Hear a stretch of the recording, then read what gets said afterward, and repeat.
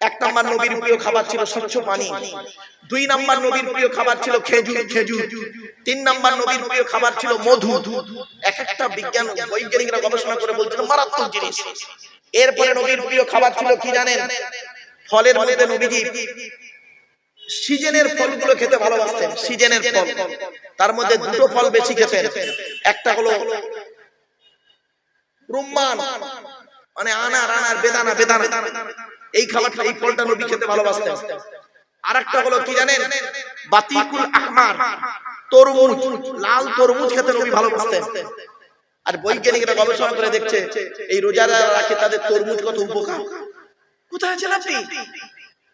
এরপরে নবীজি গোশত খেতে, গোশত বা মাংস খেতে ভালোবাসতেন। গোশত বা মাংস বলেছি বলে আমার কিছু মুরব্বি আছে ভুলভাল বোঝে, তারা আবার ফতোয়া মারে, মূর্খ তো। ওই মাংস বলেছি দেখি একজন, না আপনি মওলানা সাহেব লোক মাংস বললেন কেন, গোশত বলতে পারলেন না? আর যে সভাপতি ছিল সে আমার ছাত্র, বলে স্যার মূর্খ লোক, বাদ দেন। আরে গোশতটা হলো ফার্সি ভাষা, গোশত আরবি নয়। গোশত শব্দটা আরবি নয় বাবা, ওটা ফার্সি শব্দ। গোশত আরবিতে বলে লাহাম, ইংরেজিতে বলে মিট, বাংলায় বলে মাংস। তা বাংলায় ওয়াজ করছে, তা মাংস বললে ক্ষতি কি? ঈমান চলে যাবে? আশ্চর্য, লেখাপড়া কম থাকলে হবে। চলো, নবীজি দুটো গোশত খেতে ভালোবাসতেন। কোন গোশত? বকরির পাঁজরের গোশত খেতে নবী ভালোবাসতেন। বকরির পাঁজরের গোশত। আরেকটা হলো মোরগের গোশত খেতে নবী ভালোবাসতেন। এবার আসছি, নবীজি পানিতে, এই অনেকদিন পানি না হয়ে যে পানিটা হয়, প্রথম পানি, বৃষ্টির পানি হয় তো, ওই পানিতে ভিজতে নবীজি ভালোবাসতেন, মাঝে মাঝে ভিজতেন। ভাবতে পেরেছেন? নবীজির প্রিয় খাবার ছিল দুধ, নবীজির প্রিয় খাবার ছিল রায়তা। রায়তা বুঝেন? রায়তা যারা খায়, হোটেলে খায় রায়তা, কিরকম হয়? টক দই আর ওই কিছু ফল কুচিয়ে টক দই দিয়ে যেটা তোর ওইটা খেতে নবী ভালোবাসতেন। এত প্রোটিন খাবার নবীজি খেতে ভালোবাসতেন। আর আপনি সেই খাবারগুলো খান কোনোদিন ভাবেননি। চলো, সবজির মধ্যে দুটো সবজি খেতে নবী ভালোবাসতেন। দুটো সবজি, একটা সবজি আপনারা সকলে জানেন, কদু, লাউ, এটা সকলে জানেন। আর একটা সবজি শোনো, কচি শসা। কি বললাম বাবা? কচি শসা খেতে নবী ভালোবাসতেন। কানাডার টরন্টো ইউনিভার্সিটি অ্যানাটমির প্রফেসর, বিখ্যাত পণ্ডিত বৈজ্ঞানিক উইলিয়াম হার্ভে, উনি বলছেন যে হযরত মুহাম্মদ সাল্লাল্লাহু আলাইহি সাল্লামের প্রিয় খাবার সবজি ছিল দুটো। এক নাম্বার ছিল লাউ বা কদু, আর দুই নাম্বার হলো কচি শসা। কেন? তো শসাকে নিয়ে উনি গবেষণা করতে গিয়ে বললেন লাস্টে যে শসা এমন একটা খাবার, যে খাবারটা খেলে ব্রেন ঠিক থাকে, সুগার ঠিক থাকে, প্রেসার ঠিক থাকে, হার্ট ঠিক থাকে, পেট পরিষ্কার হয়, লিভার ঠিক থাকে, রক্তের উপকার হয়। শসা নিজে হজম হতে পারুক আর না পারুক, অপরকে হজম করে মাল বের করে দেয়। এমনকি দেহের মধ্যে পানির প্রবলেম হলে শসা খেলে পানির কাজটা শসা করে দেয়। ১৫০০ বছর আগে নবী খেলেন, আর সেই খাবারটা কিনা আজকের গবেষণা করলেন অমুসলিমরা, গবেষণা করে ইসলামের কালেমা পড়ে মুসলমান হয়ে গেলেন। আর আপনি কোথায় আছেন? কথাগুলো বাবা একটু ভাবুন। চলো, এরপরে আসছি, আল্লাহ বলছেন তো দেহের মধ্যে আমি ৯টা ছিদ্র দিয়েছি। কটা? আমাদের দেহের মধ্যে ৯টা ছিদ্র আছে। এই ৯টা ছিদ্রের যে কোনো একটা ছিদ্র দিয়ে আল্লাহ পাক আমাদের আত্মা ফেরেশতার মাধ্যমে বের করে নেয়। আমার বাবাজি, যুবক ভাইরা, মায়েরা, বোনেরা একটু শুনে নিন। ৯টা ছিদ্র কি কি? 2 চোখ, 2 নাক, 2 কান, একটা গাল, সামনে পেছনে, এই হলো 9টা ছিদ্র। আপনাদের এলাকায় অনেক মানুষ মারা গেছে, কি নারী কি পুরুষ, গিয়ে দেখবেন, কি হিন্দু কি মুসলিম, লোকটা মরে গেছে, গিয়ে দেখবেন লোকটা মরে গেছে, পেশাব ছিঁড়ে ফেলেছে, বুঝে নেবেন আল্লাহ আত্মাটা ওর পেশাবের রাস্তা দিয়ে বের করেছে। কোথায় আছেন আপনি? লোকটা মারা গেছে, গিয়ে দেখবেন পায়খানা ফিরে ফেলেছে, বুঝে নেবেন আল্লাহ ওর আত্মাটাকে পায়খানা রাস্তা দিয়ে বের করেছে। লোকটা মারা গেছে, দেখবেন লোকটার চোখটা চেয়ে আছে। লোকটা মারা গেছে, গালটা হাঁ করে আছে। লোকটা মারা গেছে, ঘাটটা বেঁকে আছে, হাতটা খিচে আছে। আবার দেখবেন লোকটা মারা গেছে, দেখলে মনে হবে লোকটা ঘুমিয়ে আছে। কিভাবে মরতে চান? ঈমান নিয়ে যদি সততার সঙ্গে মৃত্যুবরণ করতে চান, তাহলে বাবা এই কোরআন হাদিস ইজমা কিয়াসের কিছু কথাগুলো শুনে প্র্যাকটিক্যাল করে অর্থাৎ আমল করে বাড়ি যান। চলো, আপনাদের এলাকায় কোনো মানুষ মারা গেলে সর্বপ্রথম আপনারা তাকে কি করেন? মুসলমানরা আমরা তাকে কি করি? গোসল দিয়ে, কাফন পরিয়ে, জানাজা পড়িয়ে, মাটি দিয়ে চলে আসি, তাই তো নাকি? আচ্ছা, 20 দিন পরে কোনদিন কবরের দুটো বাঁশ সরিয়ে দেখেছেন কেমন আছে? দেখেন, একবার দেখবেন, চিন্তা ভাবনা পাল্টে যাবে। কি হয় জানেন? মানুষকে মাটি দিয়ে আসার পর সর্বপ্রথম দেহের যে অঙ্গটা পছন্দ ধরে তার নাম হলো না। এজন্য মানব দেহ যখন গরম হয় সর্বপ্রথম ঘামে এই না। 6 থেকে 8 দিন পর, 6 থেকে 8 দিনের মধ্যে মাথার চুলগুলো, গায়ের লোমগুলো, হাতের নখগুলো খসে খসে পড়ে যায়। 10 থেকে 12 দিন পর ব্রেনটা পচে গিয়ে নাক দিয়ে, কান দিয়ে, গাল দিয়ে গলাতে থাকে। 18 থেকে 20 দিন পর পেটটা ফেটে যায়, পোকায় তৈরি হয়। 2 মাস পর চামড়া মাংস পোকায় খেয়ে নেয়। 2 বছর পর দেহের সমস্ত হাড়গুলো মাটি খেয়ে নেয়, কয়েক কটা হাড় ছাড়া। কোথায় গেল ও সুন্দরী নারীরা, ও সুন্দর যুবকেরা, কোথায় গেল তোমাদের সুন্দর দেহ? মাটির দেহ মাটি হবে, পুড়ে হবে ছাই। এ দেহ পচা দেহ, গরব কিসের ভাই? বাড়ি থেকে একটু ভাববেন কথাগুলো। এই ভাবনাটাই আমাদের মধ্যে নেই, তাই ওয়াজের প্রতি আমাদের কোনো গুরুত্বই নেই। মানুষকে মাটি দিয়ে আসার পর যে ঘরটায় আমরা রেখে আছি, ঘরটার নাম হলো কবর। কবর 4টে কথা বলে। 1 নাম্বার কবর বলে আমি কবর, দরজা জানালা ছাড়া ঘর। আজকের বাড়ি যাবেন, দরজা জানালা বন্ধ করবেন, লাইট ফ্যান এসি বন্ধ করবেন। 24 ঘন্টা থাকার পরে অনুভব করতে পারবেন কবর কি জিনিস। 2 নাম্বার কবর বলে আমি কবর, সাপ বিছে পোকামাকড়ের ঘর। তোর সুন্দর দেহকে খাবার জন্য পর্যাপ্ত পরিমাণ সাপ বিছে পোকামাকড় প্রস্তুত। অতএব এমন দেহ পৃথিবীতে করে আয় যে দেহ মাটি খেতে পারবে না। কয়েক কটা দেহ মাটি খেতে পারে না, টাটকা থাকে, পচে না।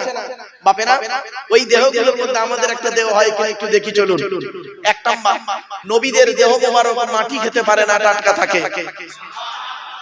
2 নাম্বার শহীদদের দেহ মোবারক মাটি খেতে পারে না, টাটকা থাকে। এখন শহীদের অনেকগুলো ভাগ আছে, শিখে যান, একটু জেনে যান। বাপ যখন যখন ফেলেছেন অজান্তে, দয়া করে একটু শিখে যান, একটু জেনে যান প্লিজ। শহীদের অনেকগুলো ভাগ আছে। আল্লাহর রাস্তায় নিজের জীবনকে বিলিয়ে দিলে সেটা হলো শহীদ, ঠিক আছে? এছাড়া আরো শহীদি মৃত্যু আছে। কি কি শুনে নিন। পানিতে ডুবে যদি কেউ মারা যায়, শহীদি মরণ। সুবহানাল্লাহ বলা গেল না? তবে কেউ আত্মহত্যা করলে হারাম। ইসলামে আত্মহত্যা করা হারাম। ইসলামে আত্মহত্যা করা হারাম। এই মা বোনেরা শুনে নিন, স্বামীর সঙ্গে প্রেমিকের সঙ্গে ঝগড়া হয়েছে, তুমি আবেগে গিয়ে গলায় দড়ি দিলে, বিষ খেলে, খবরদার, তোমার জন্য মৃত্যুটা হারাম, তুমি জাহান্নামী। ইসলামে আত্মহত্যা করা হারাম, এটা মাথায় রাখবেন। শহীদি মরণ, এই পানিতে ডুবে মরলে শহীদি মরণ। এ প্রসঙ্গে একটা হাদিস আপনাদেরকে পেশ করছি। আল্লাহর নবী আল্লাহর কাছে 3টে দোয়া চেয়েছিলেন। কটা বাবা? 3টে দোয়া চেয়েছিলেন। 2টো দোয়া কবুল হয়েছে, একটা কবুল হয়নি। কি কি? 1 নাম্বার মুহাম্মদ সাল্লাল্লাহু আলাইহি ওয়াসাল্লাম বলেছিলেন, ওগো আল্লাহ, আমার উম্মতদেরকে আপনি কোনদিন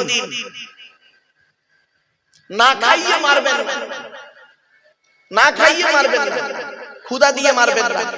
আল্লাহ বললেন, নবী, আমি এই দোয়া কবুল করে নিলাম।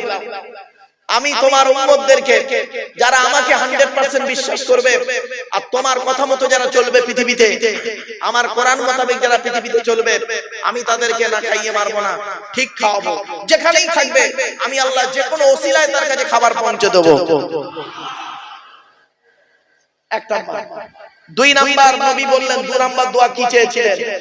ওগো আল্লাহ, ওগো দয়াময়, আমার উম্মতদেরকে আপনি ওই ফেরাউনের দলবলকে যেমন পানিতে ডুবিয়ে মেরেছেন, ওইভাবে আমার উম্মতদেরকে যেন পানিতে ডুবিয়ে মারবেন না। আমার উম্মতদেরকে আপনি পানিতে ডুবিয়ে মারবেন না।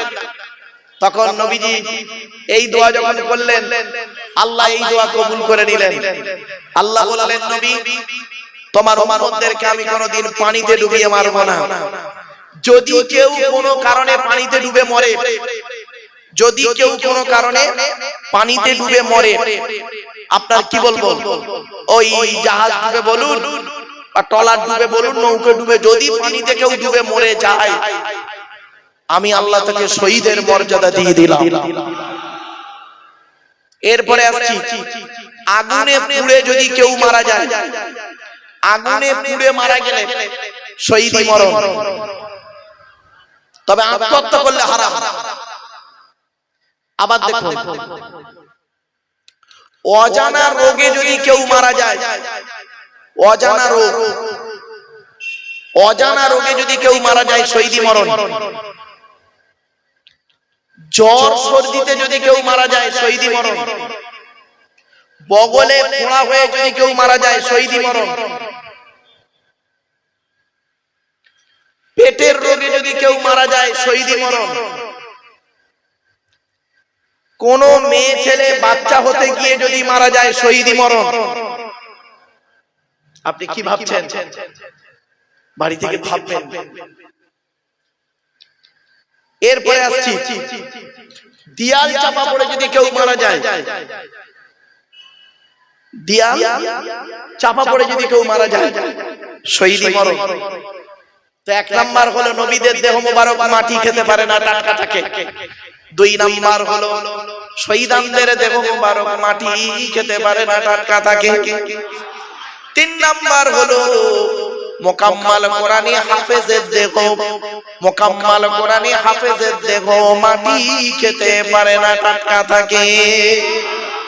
এজন্য আপনাদেরকে করজোড়ে বলে যাচ্ছি, বাপ আমার মা বোনরা শুনে নিন, পেট থেকে যদি আল্লাহ একটা সন্তান দেয়, ওই একটা সন্তানকে অন্তত কোরআনে হাফেজ করাবে, কোরআনে হাফেজ করাবেন। হাফেজের মর্যাদা এত বেশি আপনারা জানেন না। বাপেরা শুনে রেখে দিন, কোন হাফেজ সাহেব যদি মারা যায়, কিয়ামতের মাঠে ওই হাফেজ সাহেবের বাপ আর মায়ের মাথায় আল্লাহ নূরের টুপি পরাবে। এজন্য বাবা অনুরোধ করে বলে যাচ্ছি, আপনাদের মাথায় ঢোকানো আছে হাফেজ সাহেব ওলি সাহেব বলে খাওয়াবে কি, খাবে কি? রিজেকের মালিক হলো আল্লাহ। কোরআনে আল্লাহ পাক বলেছেন, পাঁচটা জিনিস বান্দা কারোর বলার ক্ষমতা নাই, আমি আল্লাহই জানি। পৃথিবীর কোনো ব্যাটার বলার ক্ষমতা নাই, 100% আমি আল্লাহ জানি। এক নাম্বার কোরআন বলছে, ইন্নাল্লাহা ইনদাহু ইলমুস সাআ, কিয়ামত কবে হবে বান্দা তোরা কেউ জানিস না, আমি আল্লাহই জানি। তবে কিয়ামতের কিছু নিদর্শন আমি আল্লাহ আমার নবীকে জানিয়ে দিয়েছি। সেই নিদর্শনগুলো দেখেই বুঝতে পেরে যাবি যে এবার পৃথিবী ধ্বংসের দিকে। সেই কিছু নিদর্শন আজ আপনাদের বলবো, দেখে যাবেন না, কেউ বলবো আজকে। দুই নাম্বার আল্লাহ বললেন, ওয়ায়ুনাজ্জিলুল গায়স, কোন মেঘে কতটা কখন পানি বর্ষণ হবে বান্দা তোরা কেউ জানিস না। যদি বলেন হুজুর আবহাওয়া দপ্তর তো বলে, আবহাওয়া দপ্তর কি বলে শুনবেন, সম্ভাবনা আছে এত কিলোমিটার বেগে ঝোড়ো হাওয়া বইতে পারে, ঠিক না বেঠিক? আকাশে মেঘ উঠেছে, বৃষ্টি হবে, সেই মেঘ চলে গেল, সাইডে পরিষ্কার হয়ে গেল, অন্য জায়গায় বৃষ্টি হলো। আল্লাহ বলে বান্দা 100% পৃথিবীর কারোর বলার ক্ষমতা নাই। তিন নাম্বার হলো ওয়ায়ালামু মা ফিল আরহাম, মায়ের পেটে কি আছে, চোর হবে না ডাকাত হবে, আলেম হবে না হাফেজ হবে, কারোর বলার কোনো ক্ষমতাই নেই। এখানে অনেকে মনে মনে ভাবছেন নবীর ছেলে নবী হবে, খবরদার নয়, ভাববেন না নবীর ছেলে নবী হবে না, হবে এমন কোনো গ্যারান্টি নেই। পীরের ছেলে পীর হবে এমন কোনো গ্যারান্টি নেই। ডাক্তারের ছেলে ডাক্তারি হবে এমন কোনো গ্যারান্টি নেই, ঠিক না বেটি?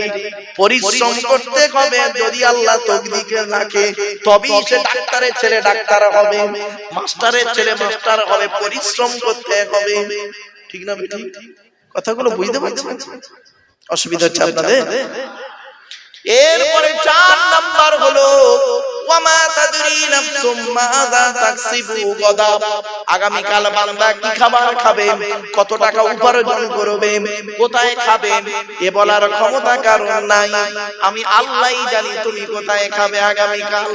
অনেকে মনে মনে ভাবছেন, মারুফ ভাই আপনি কি বলছেন, কি বলছেন?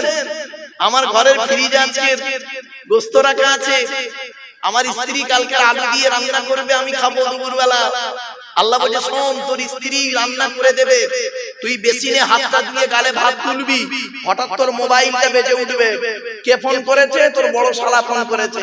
ফোনটা রিসিভ করবি, ওদিক দিয়ে তোর বড় শালা বলবে দুলা ভাই আব্বা মরে গেছে।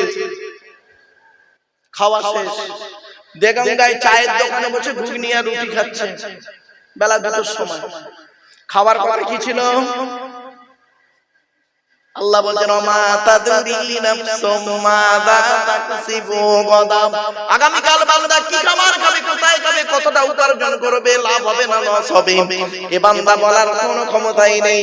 5 নাম্বার হলো ওয়া মা তাদরি নাফসুম বিআইনি আউদিন তামুত, কোন জমিনে কোথায় কি অবস্থায় কেমন করে কবে তোমার মৃত্যু হবে বান্দা তুমি জানো না, আমি আল্লাহই জানি।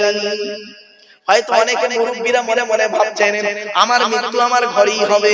আল্লাহ বলছেন নবী তুমি বলে দাও, কুল্লাউ কুনতুম ফি বুয়ুতিকুম লাবারাসাল্লাযীনা কুতিবা আলাইহিমুল কতলু ইলা মাদাজিহিম, নবী তুমি বলে দাও মৃত্যু যদি তোমার যুদ্ধের ময়দানে কপালে লেখা থাকে, ঘরের বিছানায় শুয়ে থাকবে, কৌশল করে ঠিক ওই জায়গায় পৌঁছে দেওয়া হবে। কিছু বুঝতে পারছেন বাবা?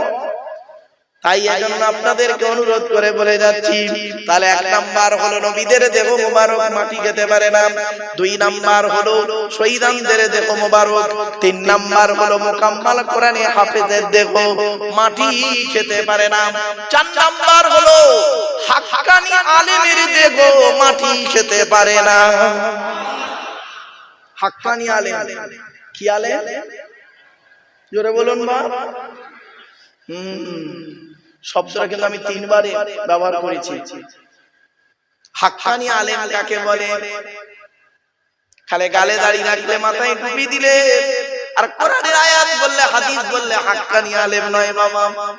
আল্লাহর নবী বলেছেন আল্লাহু আজওয়াদু জুদান ওয়া আনা আজওয়াদু বানি আদম ওয়াজাদুহুম বাদি রাজুলুন আলিমা ইলমান ফানাশরাহু ইয়াতি ইয়াউমাল কিয়ামাতি আমিরান ওয়াহিদা।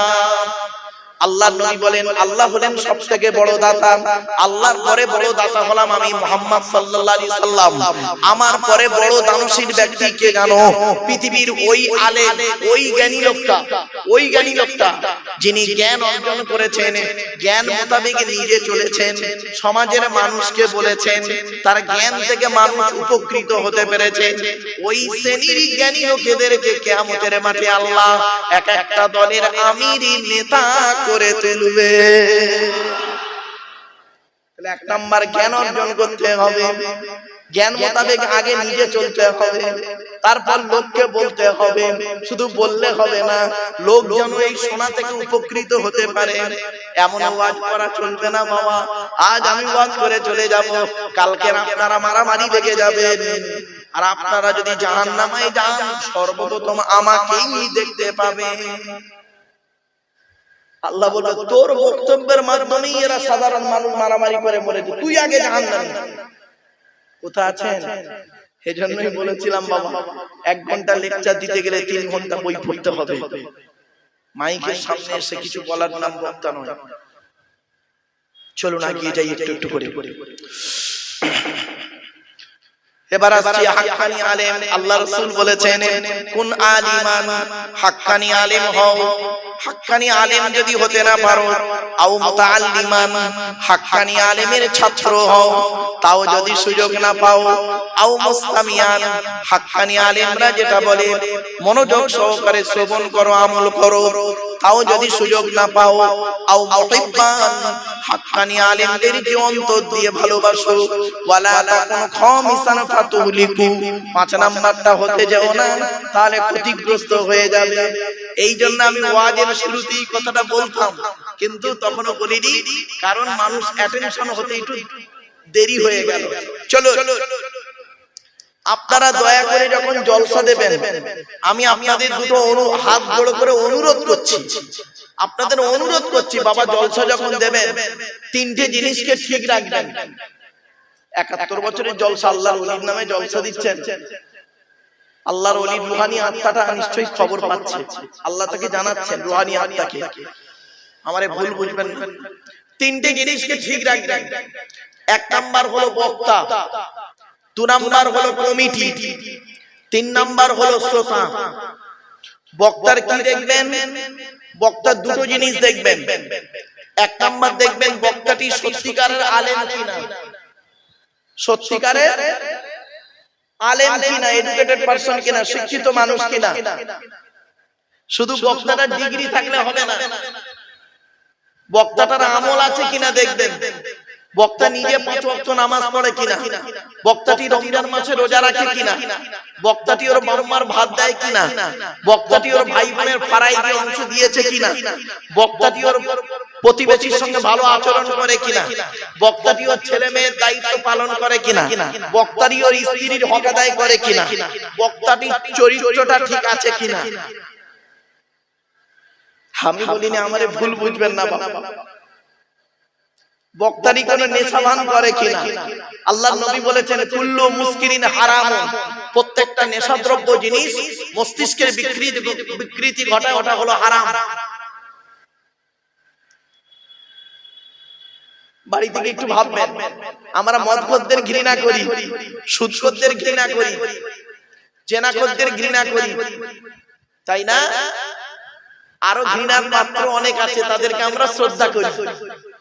বলবো বলবো কি বলো, আমরা মদখোর সুদখোর জেনাখোরদের কি করি? ঘৃণা করি না? আরে বলুন না, ঘৃণা করি। আর আরো এরকম এর থেকে আরো কঠিন কঠিন হারাম করা যে তাদেরকে আমরা শ্রদ্ধা সম্মান করি। তো দুই একটা বলি। কলমের হারামিপনা, শিক্ষিত মানুষ কলমের হারামিপনা, তো ওটা নয় বাদ দিলাম। অনেক কোরআন হাদিস জানে না, কিন্তু কোরআন হাদিস জানে।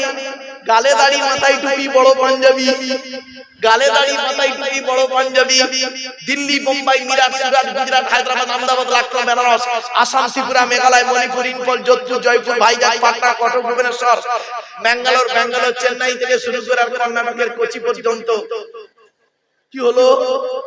মাদ্রাসা মসজিদের নামে চাঁদা তুলে, মাদ্রাসা মসজিদের নামে চাঁদা তুলে নিজের গাড়ি বাড়ি বিল্ডিং করে নিল। আল্লাহর কোরআন বলছে, আমি বলি নাই, আল্লাহর কোরআন বলছে যারা ইতিমের মাল খেয়ে নেয় তারা তাদের নিকৃষ্ট পাপী হলো, তারা যারা ইতিমের মাল খায়। খবরদার বাপেদের বলে যাচ্ছি, বাপ মারা গেছে, চাচা বেঁচে আছে, ছোট ছোট ভাইপোদের সম্পত্তি চাচা নিজের নামে রেকর্ড করে বসে আছে, উনি আবার হাজি সাহেব। তোমাকে হাজি সাহেব বললো কে? তোমাদের মাথায় ঢোকানো আছে সারা জীবন পাপ করবে, 80 বছর বাঁচলে 75 বছর বয়স পর্যন্ত হরদম পাপ করবে, লোকের পাপ কাজ করে যাবে। আর 75 বছর বয়সে মক্কায় গিয়ে মদিনায় গিয়ে নবীজির রওজা মুবারকে গিয়ে সালাম দেবে, আর ওখানে হজরে আসওয়াদ নামক একটা পাথর আছে, পাথরে গিয়ে চুমা দেবে, সমস্ত পাপ তোমাদের জিরো হয়ে যাবে। তাই যদি হতো নবীজি এটাই বলে যেতেন, সারা জীবন যা পাপ করবি করবি, পৃথিবীতে পাপ যখনই থাকবি সেখানে পাপ করবি, করার পরে একবার কোন রকম কষ্ট করে মক্কায় চলে আসবি, এসেই তোরা খালি হজরে আসওয়াদে চুমা দিবি, ব্যাস তোরা খালাস হয়ে যাবে। তাহলে এই কোরআনটার পাঠানোর দরকার ছিল না, এই কোরআনটা পাঠানোর দরকার ছিল না। এই কোরআনের 6666টা আয়াত, কেউ বলেছেন 6236টা আয়াত, 3,23,215টা অক্ষর। এই কোরআন 22 বছর 9 মাস 14 দিন, কম বেশি 23 বছর ধরে কোন ঘটনাকে কেন্দ্র করে, কোন ব্যক্তিকে কেন্দ্র করে, কোন বস্তুকে কেন্দ্র করে কোরআনের আয়াতগুলো নাযিল হয়েছে। 6000 আয়াত নাযিল হয়েছে, 12000 জায়গায় নাযিল হয়েছে। জোরে বলো। আমার বাপেরা, কথাগুলো শুনতে সাময়িক একটু খারাপ লাগবে, কিন্তু অতি বাস্তব কথা বললাম, আমাকে ভুল বুঝবেন না। আল্লাহ রাসূল বলেছেন, আচ্ছা আগে কোরআনটা বলি। কোরআনের কথায় লেখা আছে 4 নম্বর পারা 17 নম্বর পৃষ্ঠা 14 নম্বর লাইন, সূরার নাম সূরা নিসা 10 নম্বর আয়াত। ইন্নাল্লাযীনা ইয়াকুলুনা আমওয়ালাল ইয়াতামা যুলমান ইন্নামা ইয়াকুলুনা ফি বুতুনিহিম নারা ওয়া সায়াসলাউনা সাঈরা। আল্লাহর কোরআন বলছে নিশ্চয়ই যারা ইতিমের মাল খেয়ে নেয়, ইতিমের মাল যারা ভক্ষণ করে, তারা তাদের পেটে নরকের আগুনগুলো ঢোকাতে শুরু করে। আমি আল্লাহ তাদের জন্য সাঈর নামক জাহান্নাম নির্ধারিত করে রেখে দিয়েছি। আপনি কি ভাবলেন? আল্লাহর নবী বলেছেন মান আওয়া ইয়াতীমান ইলা তাআমিহি ওয়া শারাবিহি আওজাবাল্লাহু লাহুল জান্নাহ। কোন ব্যক্তি যদি কোন ইতিম বাচ্চার মাথায় হাত বুলায়, কোন ব্যক্তি যদি কোন ইতিমকে আশ্রয় দেয়, কোন ব্যক্তি যদি কোন ইতিমকে খাবার খাওয়ায়, কোন ব্যক্তি যদি ইতিমকে পানি পান করায়, আওজাবাল্লাহু লাহুল জান্নাহ, ওই ব্যক্তির জন্য জান্নাত ওয়াজিব হয়ে যায়। আপনি জান্নাত খুঁজতে এসেছেন ঈদগাহ জলসার প্যান্ডেলে, আপনি জান্নাত খুঁজতে গেছেন মসজিদের ভিতরে, আর আল্লাহর নবী বলছেন জান্নাত কোথায় আছে জানিস? তোর বাবার পায়ের তলায়। ইন্নাল জান্নাতা তাহতা আকদামিল উম্মাহাত। তোর বাপ আর মায়ের পায়ের তলায় তোর জান্নাত। জোরে বলো। মায়ের ওষুধ কেনার পয়সা দেয় না, শাশুড়ির হজে নিয়ে যাচ্ছে। উনি ভালো জামাই, রাগ করবেন না। আমরা এখানে অনেকে আছি ভালো ছেলে হতে পারি, ভালো জামাই হতে পেরেছি। এজন্য আপনাদের অনুরোধ করছি, আগে ভালো ছেলে হন, পরে ভালো জামাই হবে। আমার শ্বশুর লোককে কি বলে জানেন? আমার শ্বশুর লোককে বলে আমার জামাই খুব ভালো। আমার শাশুড়ি লোককে বলে আমার জামাই খুব ভালো। আর আমার জন্মদাতা বাপটা কি বলে শুনবেন? ওকে জন্ম দিয়ে পাপ করেছি। পেটে ধরা মাটা কি বলে শুনবেন? পেটে ধরে ভুল করেছি। কেন? কি এমন কাজ করলেন যে মা 10 মাস 10 দিন গর্ভে ধারণ করলো, শীতকাল বর্ষাকাল গ্রীষ্মকাল কোন কালকে দেখলো না, আঁচল ঢাকা দিয়ে নিয়ে রাখলো। যে মা আমার নিজের পেশাবের উপরে ঘুমিয়ে শুয়ে আমাকে তার বুকের উপরে স্থান দিল। কি এমন কাজ করলেন? কার মাধ্যমে করলেন? সেই মা চোখের পানি ফেলে। মনে রাখবেন, ছেলে যখন মায়ের পেটের ভিতরে লাথি মারে, ছেলে যখন মায়ের পেটের ভিতরে লাথি মারে, মা তখন আনন্দে হেসে ফেলে। ছেলে যখন মায়ের পেটের ভেতরে লাথি মারে, মা তখন আনন্দে হেসে ফেলে। বুঝতে পারছেন কথাটা? একটু খুলে বলবো, খুলে বলতে হবে। শুনুন, আমি বুঝতে পারছি। মায়ের পেটে বাচ্চা, মায়ের পেটে বাচ্চা 3 দিন বাচ্চা নড়ে নেই। কদিন? 3 দিন বাচ্চা নড়ে নেই। মা খুব চিন্তিত, বাচ্চাটা মরে গেল নাকি, খুব চিন্তিত। ডাক্তারকে ফোন করেছে, স্যার আমার বাচ্চা 3 দিন নড়ছে না পেটে। ডাক্তার বলল কেন? আল্ট্রাসোনোগ্রাফি করে যা দেখলাম সব ঠিকই আছে। তো না নড়ার তো কোনো কথাই নেই। তুমি কোনো পেটে আঘাত করেছো? না স্যার। চাপ দিয়েছো? না স্যার। তো কিছু শোনা, কাজ করো, তুমি 1 লিটার পানি পান করো তো। তা মেয়েটা পানি পান করলো, চিন্তিত হয়ে আছে মা। বাচ্চারা মনে হয় নড়ে নে মরে গেছে। তার মা খুব কাঁদছে। আসরের নামাজ পড়তে বসেছে মা। নামাজ পড়ে সেজদায় থেকে উঠে সালাম ফিরিয়ে আল্লাহর কাছে দুটো হাত তুলেছে, আল্লাহ আমার বাচ্চাটাকে মেরে দিও না। কিছুক্ষণ পরে বাচ্চাটা মায়ের পেটের ভিতরে খ্যাচ করে লাথি মেরেছে।